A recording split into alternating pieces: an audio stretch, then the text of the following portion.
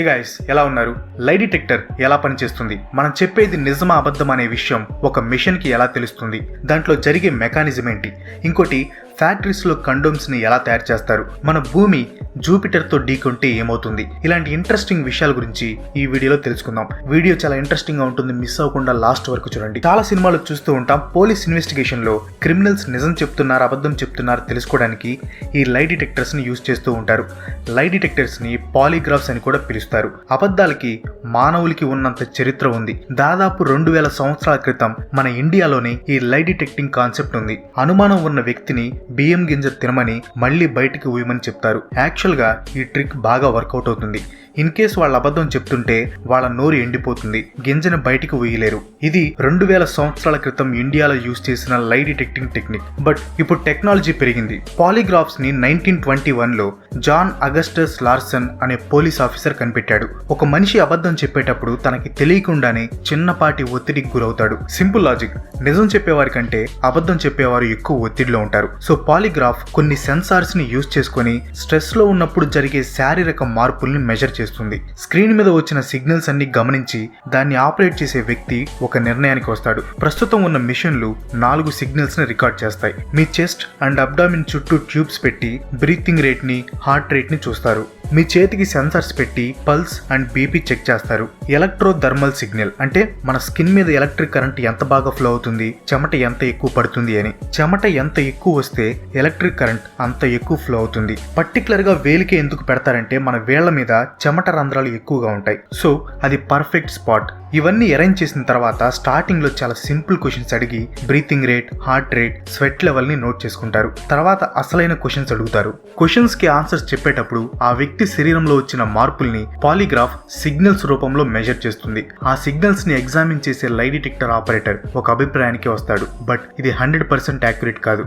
ఖచ్చితంగా అబద్ధం చెప్తున్నారా నిజం చెప్తున్నారా అని చెప్పలేం. అబద్ధం చెప్తున్నా బాధలో ఉన్న రెస్పాన్స్ ఒకేలా ఉంటుంది. 100% దీని మీదే డిపెండ్ అయ్యి డెసిషన్ తీసుకోలేం. అందుకే కోర్ట్ పాలీగ్రాఫ్ ని ఎవిడెన్స్ గా తీసుకోదు. ఇది కేవలం క్రిమినల్స్ చెప్పే దాని మీద ఒక ఐడియా కోసం మాత్రమే యూజ్ చేస్తారు. ఇన్ఫాక్ట్ చాలా మంది తెలివిగా ఈ లై డిటెక్టర్ టెస్ట్ ని పాస్ అవుతారు. మీకు చిన్న ఎగ్జాంపుల్ చెప్తాను. గ్యారీ రిడ్జ్వే అని అమెరికాకి చెందిన సీరియల్ కిల్లర్ ఉన్నాడు. అతన్ని గ్రీన్ రివర్ కిల్లర్ అని కూడా పిలుస్తారు. మనోడు 70 హత్యలు చేశాడు, కానీ పాలీగ్రాఫ్ టెస్ట్ లో మాత్రం పాస్ అయ్యాడు. పాలీగ్రాఫ్ మీద బాగా నాలెడ్జ్ ఉన్నవారు అబద్ధాలు చెప్తున్నా కూడా దొరకకుండా చెప్పగలరు. కానీ అమాయకులు ఇంట్రాగేషన్ అంటేనే భయపడిపోతారు. వాళ్ళు నిజాన్ని కూడా భయపడుతూ చెప్తారు. దానివల్ల గ్రాఫ్ లో అబద్ధంలా చూపిస్తుంది. సో ఇలాంటి కాంప్లికేషన్స్ ఉంటాయి కాబట్టి దాన్ని ఎవిడెన్స్ గా యాక్సెప్ట్ చేయరు.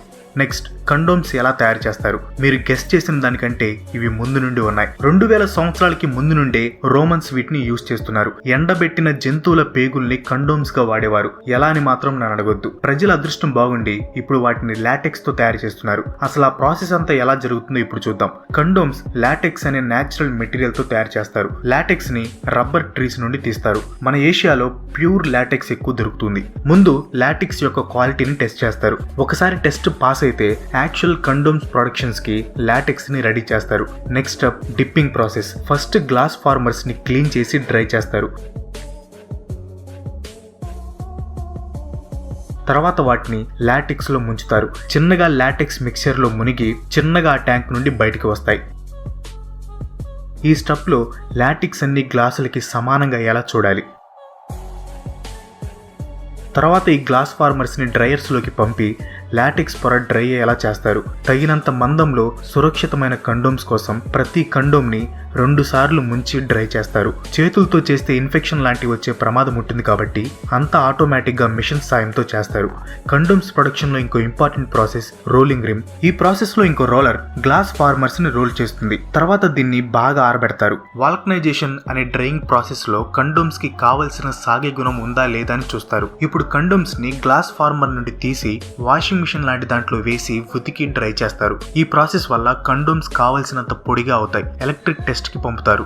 ఈ టెస్ట్ లో హై వోల్టేజ్ అప్లై చేస్తారు. ఇన్ కేస్ ఏమైనా చిన్న హోల్స్ ఉన్న ఫాల్ట్ కండోమ్స్ ఉంటే ఇమీడియట్ గా రిజెక్ట్ చేస్తుంది. తర్వాత వీటికి ఇంకా కొన్ని క్వాలిటీ టెస్టులు చేస్తారు. కండోమ్స్ లోకి గాలి పంపించి అవి ఎంతవరకు విత్ స్టాండ్ అవ్వగలవో చెక్ చేస్తారు.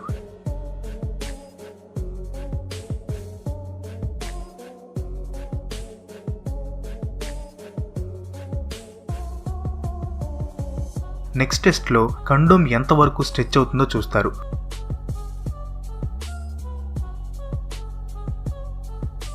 ఫైనల్గా వీటిలోకి నీరు పంపించి ఏమైనా రంధ్రాలు ఉన్నాయా అని చెక్ చేస్తారు. మనం కళ్ళతో చూడలేని రంధ్రాలు కూడా ఈ టెస్ట్లో కనిపెడతారు. తర్వాత ఈ కండోమ్స్కి ఏమైనా క్రిములు ఉన్నాయా అని మైక్రో బయోలాజికల్ టెస్టులు కూడా చేస్తారు. నెక్స్ట్ వీటికి లూబ్రికేషన్స్ అండ్ ఫ్లేవర్స్ యాడ్ చేసి ప్యాక్ చేస్తారు.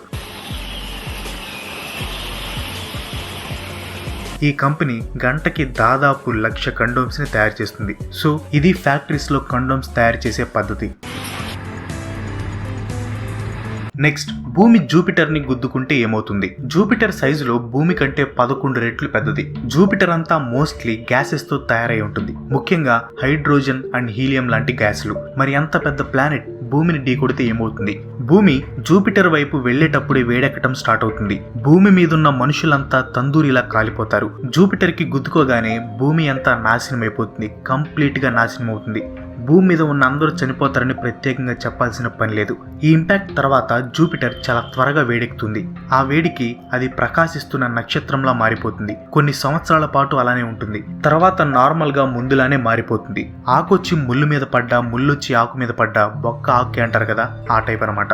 In case Jupiter and Saturn ఢీకొంటే సోలార్ సిస్టంలో అతి పెద్ద గ్రహం జూపిటర్, దాని తర్వాత పెద్దది సాటర్నే. ఈ 2 గ్రహాలు గ్యాస్తోనే తయారై ఉంటాయి, అంటే వాటికి సాలిడ్ సర్ఫేస్ ఉండదు. అంత పెద్ద గ్రహాలు గుద్దుకుంటే ఏమవుతుంది? ఒక్కసారి ఢీకొనగానే ఒకదాంట్లోకొకటి విలీనమైపోతుంది. కొత్తగా ఇంకో పెద్ద గ్రహం ఏర్పడుతుంది.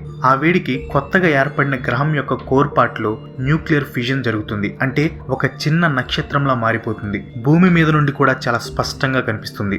That's all for today. ఈ వీడియో మీకు ఎలా అనిపించిందో కింద కామెంట్లో పోస్ట్ చేయండి. వీడియో నచ్చితే లైక్ చేయండి, షేర్ చేయండి. నెక్స్ట్ వీడియో మిస్ కాకూడదు అనుకుంటే నా ఛానల్కి తప్పకుండా సబ్స్క్రైబ్ అవ్వండి. ఇంకో మంచి ఎపిసోడ్తో మీ ముందుకు వచ్చేస్తాను. అంతవరకు సెలవు. Bye bye.